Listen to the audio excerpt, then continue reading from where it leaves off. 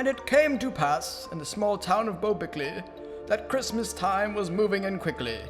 All the houses were adorned with Christmas festoons, and it was quite clear that Christmas was soon. And in a little house on the north side of town, there lived Clyde, and all year round he looked forward to Christmas. It was quite a cheer. He thought of the plum pie and pudding and bottles of beer.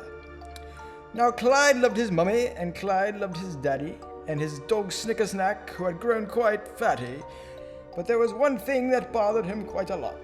He'd never been hung, murdered, or shot.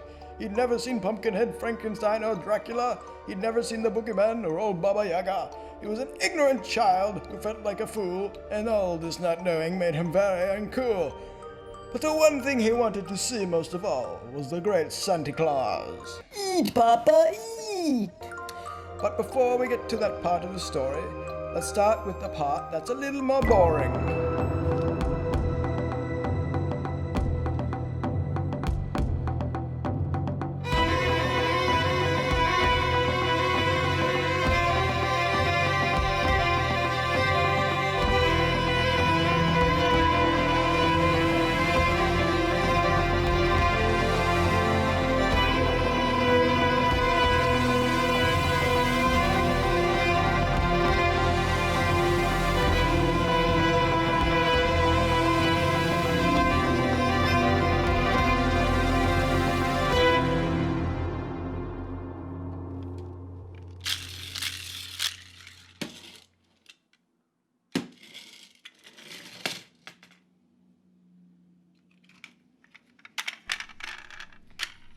What would you like me to read today, Clyde?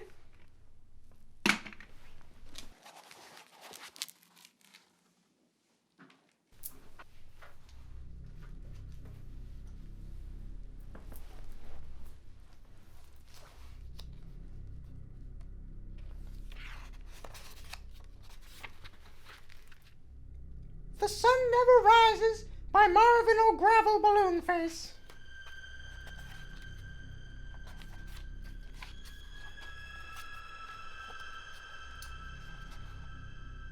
Once there was a little boy who lived with his mother on the banks of the great gray, green, greasy Limpopo River, all set about with fever trees.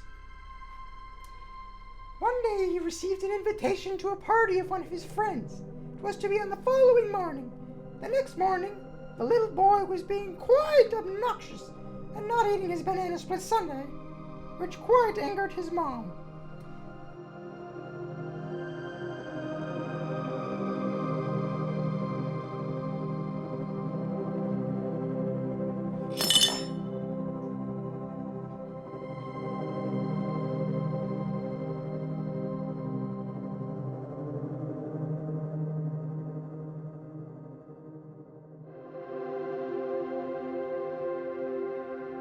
As the little boy was leaving the room to get dressed for his party, his mom gave him a great kick on the butt, for she was quite wrathful about her banana split sundae.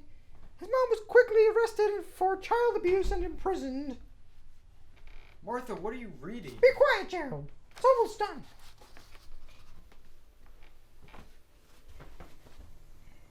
So, dear reader, please be kind to your children. Let little things slide, even if they repeat again. And make sure not to kick your kid in the butt, because something may happen, you never know what.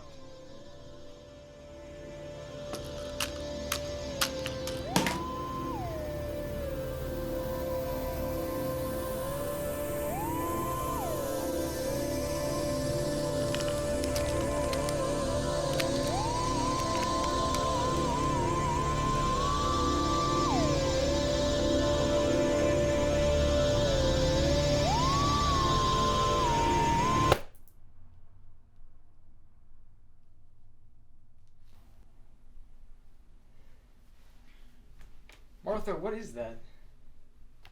It's The Sun Never Rises by Marvin O'Gravel Balloonface. Huh. Sounds familiar. This is high literature, Gerald. We have to educate our child. Aren't you supposed to read kids' books to kids? I read War and Peace when I was 4. Okay.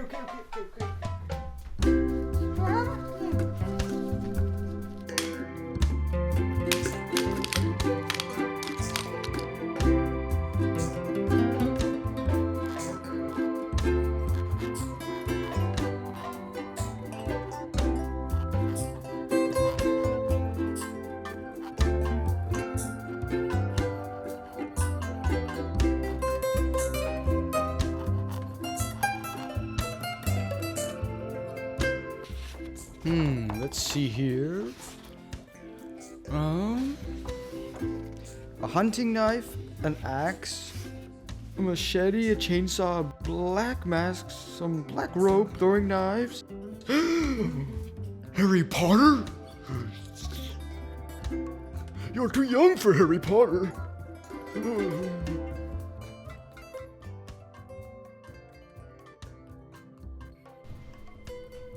Wow, Gerald, our son is so old for his age.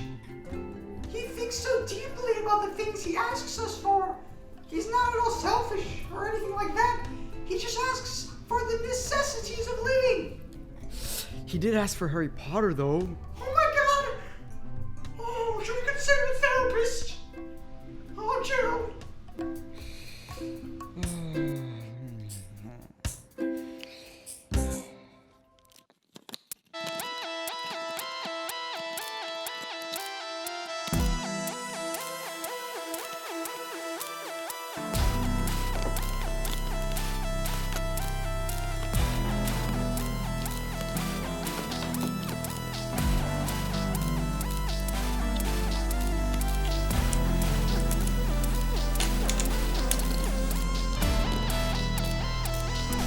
Hey, what you making, buddy?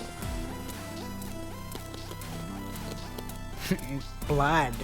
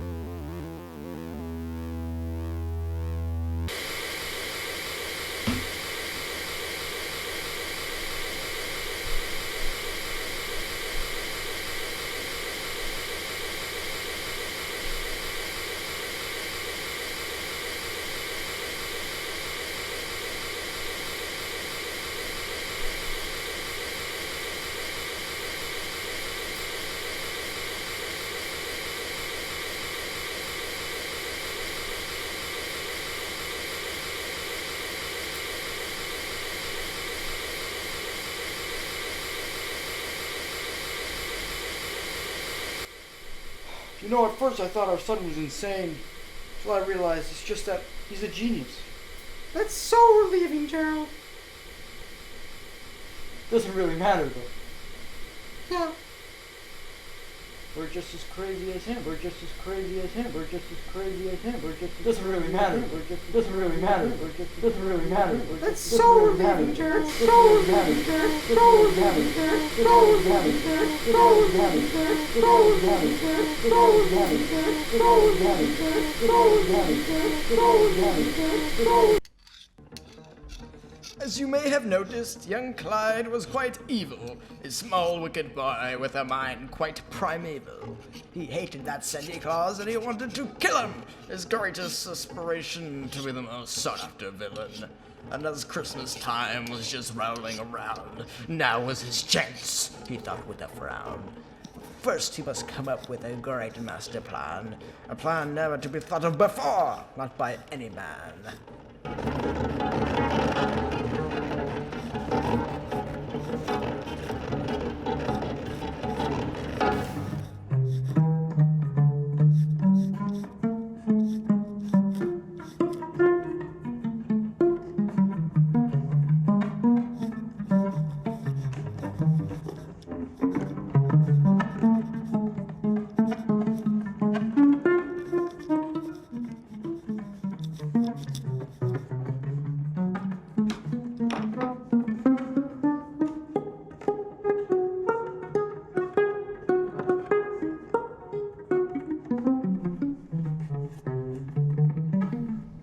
Our boy is a genius. I wonder what it's all for, though.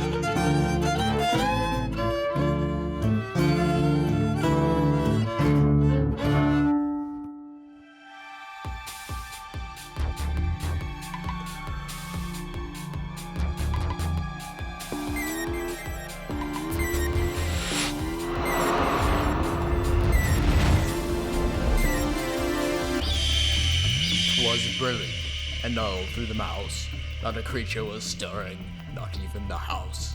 And up in his room little Clyde was asleep, as down through the chimney Santa Claus crept. He had to make sure not to make any noise, for he hated the sight of little girls and boys. So he hung up the stockings, some gin for Mummy, some lipstick for Daddy, a plastic container, a few pieces of macaroni.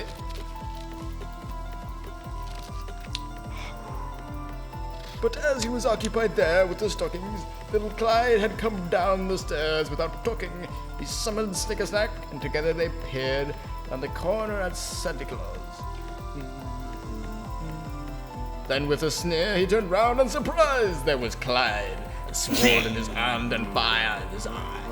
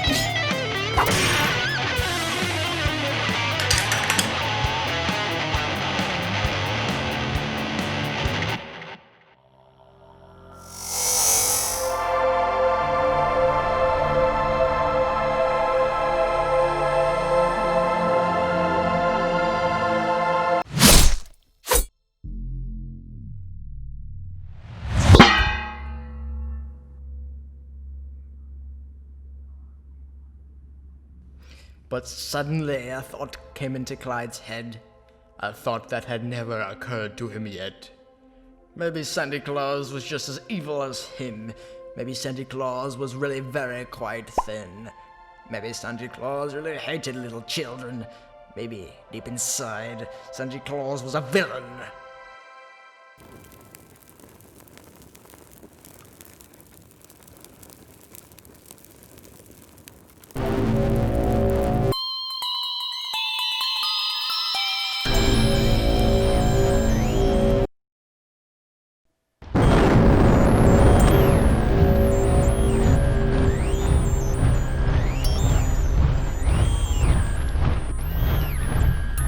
And this thought was imprinted upon his small brain, and he never thought of Santa Claus the same way again.